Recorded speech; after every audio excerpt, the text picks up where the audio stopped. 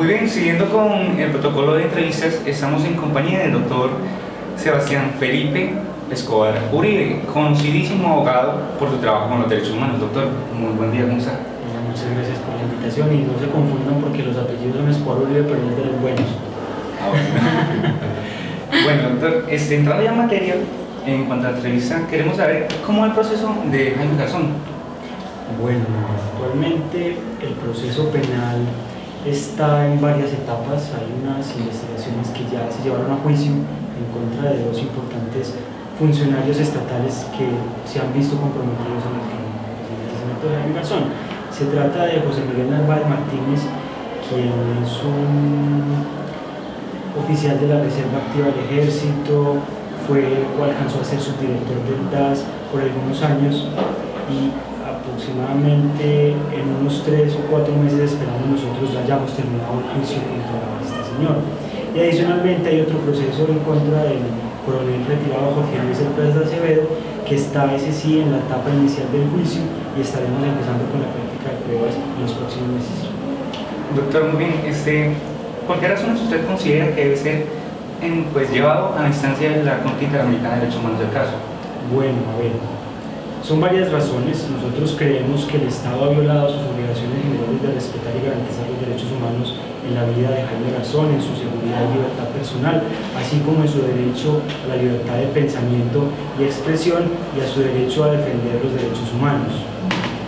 Nosotros ya hemos agotado todos los requisitos de la jurisdicción interna, ya agotamos los recursos a nivel interno, o más bien el hecho de haber llevado por tantos años estar en las investigaciones, pues se ha configurado lo que en la convención se denomina como una excepción al agotamiento de recursos y que nos habilita para acceder a la comisión.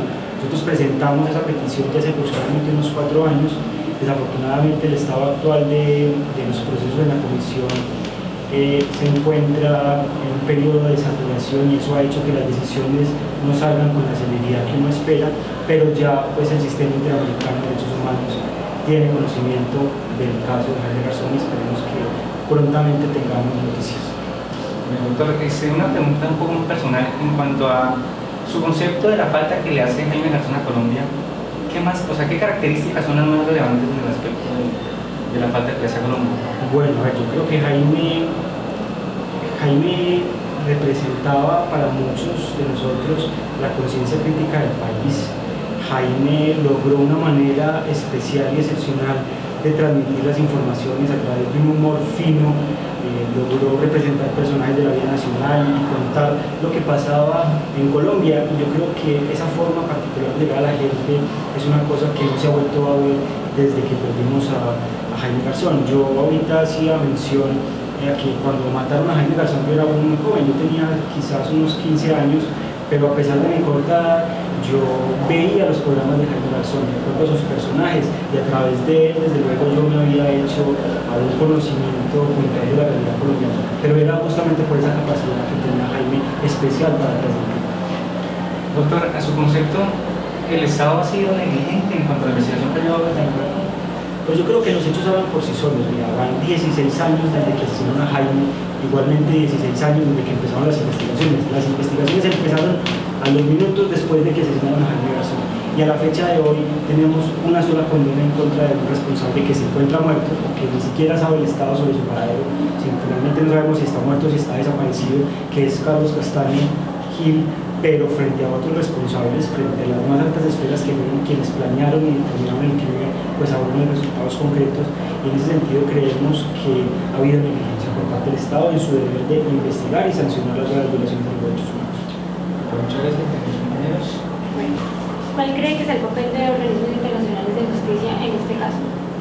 Bueno, los organismos internacionales de protección de derechos humanos tienen dentro de su mandato, por un lado, pues mirar que la situación de derechos humanos en los países esté bien, esté conforme a sus mandatos. Eso lo han hecho periódicamente las relatorías y los mecanismos de supervisión de la situación de derechos humanos. Ellos han conocido de que casos como el de Jaime son casos que implican una afectación a muchos derechos, entre esos la libertad de expresión, muy importante para quienes ejercen la profesión del periodismo.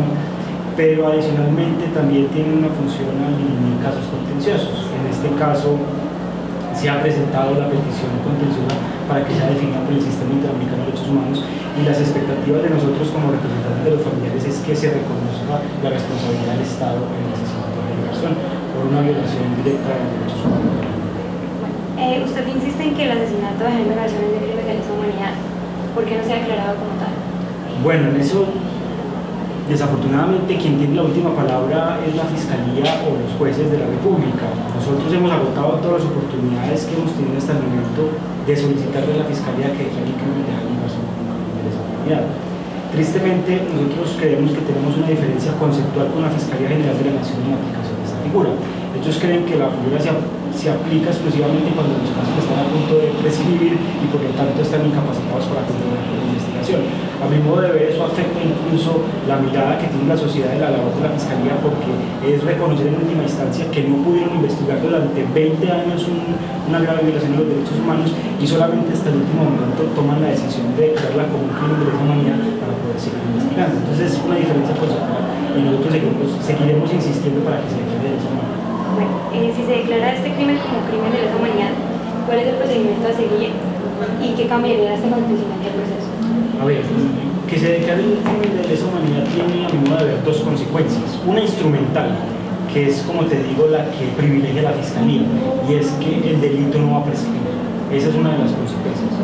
Para mí la consecuencia más importante sería, desde mi punto de vista y desde el punto de vista creo también de los familiares, es que se reconozca que el asesinato de Jaime Garzón no fue un crimen aislado, que se trató de un acto que ocurrió en el marco de un contexto de persecución mucho más amplia frente a determinados sectores de la población civil colombiana, representada básicamente por personas que ejercían el oficio del periodismo, pero también de personas que defendían los derechos humanos de otros colombianos y colombianas. Bueno, ahora ya saliéndonos del contexto del caso Jaime Garzón, le voy a hacer unas preguntas concernientes a las situaciones que está viendo el país. ¿Está de acuerdo y por qué con las negociaciones que está llevando en La Habana? Bueno, a ver, yo creo que, en primer lugar, yo particularmente considero que la mejor forma de solucionar un conflicto es por la vía política y negociada. Es la manera menos dolorosa, menos sangrienta y más respetuosa de las normas internacionales, puntualmente de las normas de derechos humanos, de resolver un conflicto armado como el colombiano que ya lleva tantos años. Espero, eso sí, que no se afecten otras garantías que también son supremamente importantes, que son, digamos que también están muy íntimamente ligadas con la paz, y es justamente que se realicen los derechos humanos de todas las víctimas que han sufrido a lo largo de este conflicto y que tengan derecho a que se haga justicia y a conocer la verdad de todos los hechos que han ocasionado las violaciones de sus derechos humanos. Y ahora, ¿qué papel cree que juegue el derecho internacional en el postconflicto? Bueno, eso es una pregunta muy interesante. Hay muchas personas que creen que el derecho internacional es un obstáculo al posconflicto de la forma de la paz. Hay quienes creen que el derecho internacional obliga por ejemplo, a las personas que se desmovilicen a pagar penas de prisión o en aras de la materialización del derecho a la justicia. Hay quienes opinan que existen reglas de derecho internacional que impiden que las personas que han participado en crímenes de lesa humanidad puedan participar posteriormente en política, y cuando estamos en el marco de un conflicto eminentemente político eso podría significar una restricción. Yo particularmente creo que el derecho internacional no es ningún límite, todo lo contrario. Una paz estable y duradera tiene que ir acompañada de la aplicación del derecho internacional, específicamente de los derechos humanos, de las normas internacionales de derechos humanos, de garantizarle a las víctimas unos recursos judiciales efectivos para que puedan conocer la verdad y que se haga justicia. Habría que pensar si es necesario que la materialización del derecho a la justicia implique cárcel para todos los responsables. Lo que se conoce hasta ahora, por lo menos, es que se van a priorizar unos casos y que se van a judicializar los máximos responsables. Eso podría ser, dentro de una lógica respetuosa con los derechos humanos y los derechos de las víctimas, una alternativa que se podría explorar. Pero para ponerle fin a la pregunta y sintetizar la respuesta, yo creo que el posconflicto solamente es posible si se respeta el derecho internacional. Si fuera uno de los grandes líderes por la educación que se dio dentro de la cumbre de la educación a los primeros días de septiembre, ¿cuál sería su propuesta o sus consejos para mejorar la educación en Colombia. Bueno, yo creo que la educación en Colombia tiene que transformarse, tiene que cada vez ser menos un asunto que concierna exclusivamente a los maestros y potenciar más la participación y la deliberación de las personas que se formen.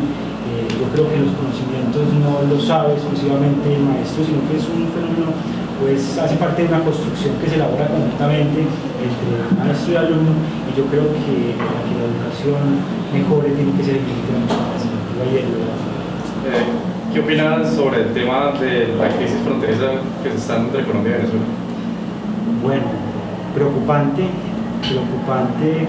porque por lo que uno puede ver se trata de una persecución en contra de los colombianos en la frontera.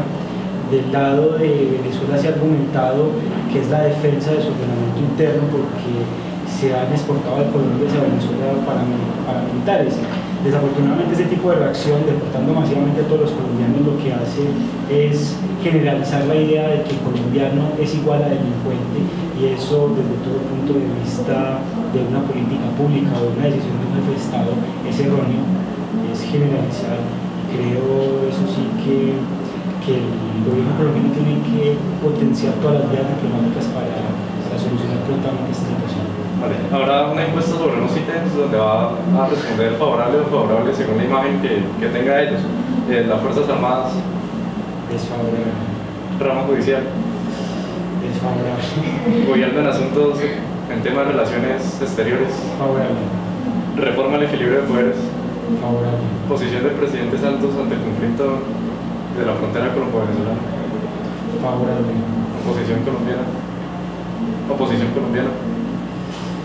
Ahí me corchas un poco, no sabía qué decir. Voy a decir por ahora que desfavorable. Y rama legislativa. Desfavorable. Ya listo. Esta será toda la entrevista. Gracias. Jugando. Agradecemos inmensamente por privilegiarnos con su presencia y nada, agradecerle por su compañía. A ustedes, muchas gracias por la invitación.